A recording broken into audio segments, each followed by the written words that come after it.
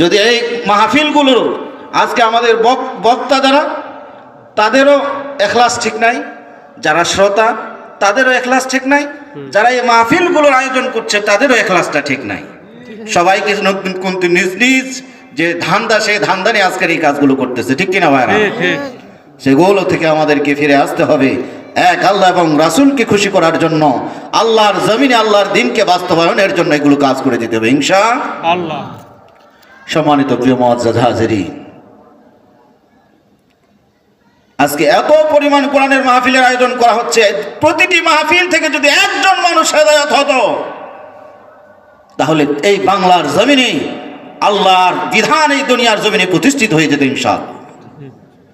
কিন্তু মাহফিল হয় রাতের পর রাত, দিনের পর দিন, কোরআনের আলোচনা হয়, হাদিসের আলোচনা হয়, কোরআনের দাস হয়, হাদিসের দাস হয়, কিন্তু মানুষের নীতি নৈতিকতা আখলাকের কোনো পরিবর্তন হয় না। কারণ হলো এগুলোর মধ্যে কোনো খুলুসিয়াত নাই। খুলুসিয়াত আছে না?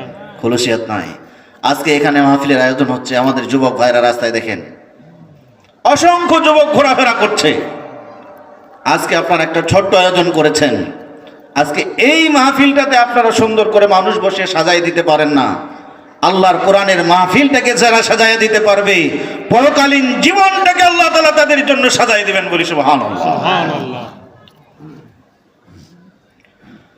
আমাদের এই সমাজে কিছু লোক আছে,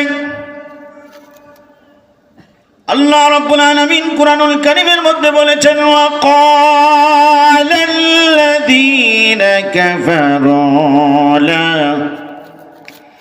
তাসমাউ লিহাদাল কুরআন ওয়ালগাউ ফীহি লাআল্লাকুম তাগলিবুন। আল্লাহ রাব্বুল আলামিন পৃথিবীর মানুষদেরকে স্মরণ করিয়ে দিচ্ছেন। আল্লাহ বলছেন, ওয়াকালাল্লাযীনা কাফারু লা তাসমাউ লিহাযাল কুরআন। হে রাসূল, যখন কোরআন তেলাওয়াত করা হয়, কাফেররা বলে, যখন মুহাম্মদ সাল্লাল্লাহু